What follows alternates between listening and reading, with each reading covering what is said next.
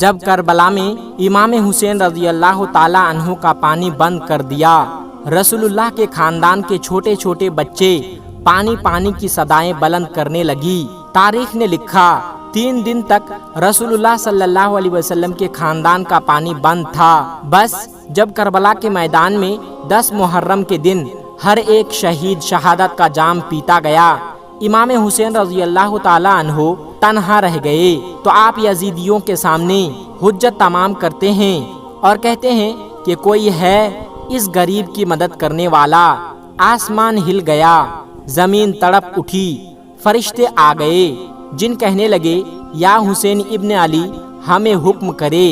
امام حسین رضی اللہ تعالیٰ عنہ نے فرمایا یہ صدا صرف انسانوں کے لیے تھی، لیکن افسوس تمام اتنے میں خیمے سے ایک بچہ اپنے آپ کو جھولے سے گرا دیتا ہے۔ بی بی رباب نے امام حسین رضی اللہ تعالیٰ عنہ کو بلایا اور دست ادب جوڑ کر عرض کرنے لگی کہ اے نواسۂ رسول، جیسے ہی آپ نے کہا کہ ہے کوئی اس غریب کی مدد کرنے والا، آپ کے شہزادے علی اصغر نے اپنے آپ کو جھولے سے گرا دیا۔ امام حسین رضی اللہ تعالیٰ عنہ علی اصغر کا سر چومتے ہیں اور فرماتے ہیں کہ رباب، میں اصغر کو پانی پلا کے آتا ہوں۔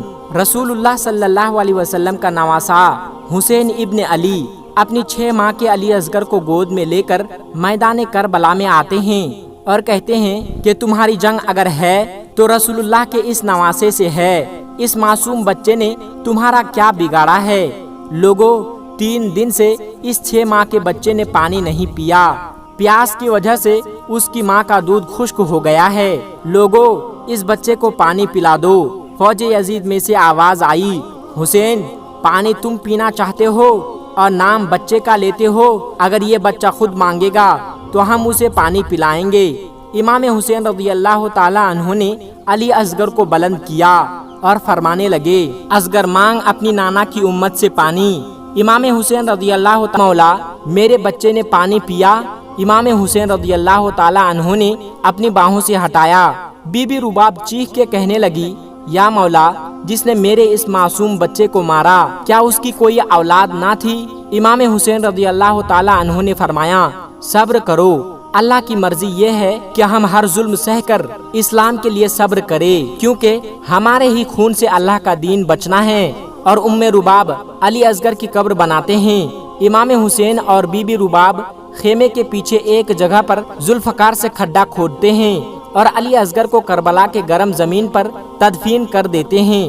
بس جیسے ہی امام حسین رضی اللہ تعالیٰ عنہ کی شہادت ہوئی، بیویوں کے خیام جلائے گئے، آل رسول کو لوٹا گیا، سروں کو کاٹا گیا، تو عمر بن سعد نے کہا کہ دیکھو کوئی سر تو نہیں رہ گیا۔ کسی ظالم نے کہا کہ ایک سر رہ گیا ہے۔ شمر نے پوچھا کون سا سر؟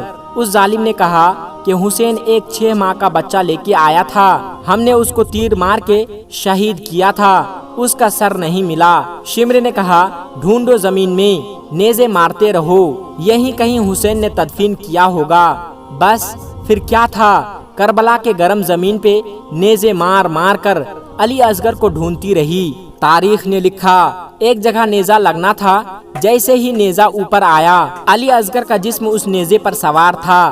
فوج یزید خوشی سے جھوم رہی تھی اور وہاں ایک ماں نے اپنے بچے کو نیزے کی نوک پر دیکھا۔ رباب نے مدینے کی طرف منہ کر کے کہا، یا رسول اللہ، دیکھیے آپ کی امت نے ہمارے ساتھ کیا ظلم کیا ہے۔ دوستو، کہ امام حسین کی شہادت کے بعد فوج یزید نے رسول اللہ صلی اللہ علیہ وسلم کی بیٹیوں کو قید کر لیا اور امام حسین اور ان کے ساتھیوں کو بے گور و کفن کربلا کے میدان میں چھوڑ کے شام کی طرف روانہ ہو گئے۔ اور یوں رسول اللہ صلی اللہ علیہ وسلم کا نواسا زمین کربلا میں بے گور و کفن پڑا رہا۔ اتنے میں ایک کبوتر آسمان سے اڑتا ہوا جب زمین کربلا سے گزرا تو وہ رسول اللہ صلی اللہ علیہ وسلم کی مہک کو محسوس کرنے لگا اور دیکھا کہ امام حسین رضی اللہ تعالیٰ عنہ کا جسم مبارک زمین کربلا میں بکھرا ہوا ہے، تو وہ چیختا ہوا آسمان میں پرواز کرتا رہا اور دوسرے پرندوں سے کہنے لگا کہ قیامت آ گئی، بی بی فاطمۃ الزہرا کے بیٹے کو قتل کر دیا گیا اور رسول اللہ صلی اللہ علیہ وسلم کے خاندان کا خون زمین کربلا میں بکھرا ہوا ہے۔ تو یوں کبوتر کربلا میں آ کر مقتل گاہ میں پھرنے لگے اور امام حسین رضی اللہ تعالیٰ عنہ کے غم میں رونے لگے اور امام حسین کے خون کو اپنے پروں پر لگانے لگے۔ ان کبوتروں میں سے ایک کبوتر امام حسین رضی اللہ تعالیٰ عنہ کے خون کو اپنے پروں میں لے کر مکے کی طرف روانہ ہوا اور دوسرا کبوتر امام حسین کے خون کو لے کر مدینے کی طرف روانہ ہوا۔ تیسرا کبوتر نجف کی طرف روانہ ہوا۔ تاریخ نے لکھا، مدینے سے باہر سیام نام کا ایک یہودی رہتا تھا جس کی بیٹی کو کوڑھ کا مرض تھا اور وہ نابینا تھی، اور یہ مرض کسی دوسرے کو نہ لگے اس لیے وہ روز ایک باغ میں اپنی بیٹی کو بند کر کے چلا جاتا تھا اور صبح آ کے اپنی بیٹی سے ملتا تھا۔ بس جیسے ہی اپنی بیٹی کو باغ میں چھوڑ کر واپس گیا، اس کی بیٹی ایک درخت کے نیچے آ کے بیٹھ گئی اور اس درخت کے اوپر وہ کبوتر بیٹھا ہوا تھا جو امام حسین رضی اللہ تعالیٰ عنہ کا خون لے کے مدینے کی طرف جا رہا تھا۔ بس رات کو اس کبوتر کے پروں سے امام حسین کے خون کے ایک بوند اس نابینا کے ایک آنکھ میں گری، دوسری بوند دوسری آنکھ میں گری اور کچھ بوندیں ان کے چہرے پر لگی۔ اللہ پاک کے فضل و کرم سے وہ نابینا دیکھنے لگی اور اس کا مرض اللہ تبارک و تعالیٰ نے امام حسین کے صدقے ختم کر دیا۔ جب ان کے بابا کو معلوم ہوا کہ امام حسین کا قتل ہو گیا ہے اور انہی کے خون کے قطرے کی بدولت ان کی بیٹی کا مرض ٹھیک ہوا ہے تو وہ شخص مسلمان ہو گیا۔ سلام ہو رسول اللہ صلی اللہ علیہ وسلم کے خاندان پر، اور سلام ہو اہل بیت کی عظمت پر، سلام ہو اس ناحق خون پر جو اسلام کی بقا کے لیے زمین کربلا میں بہتا رہا۔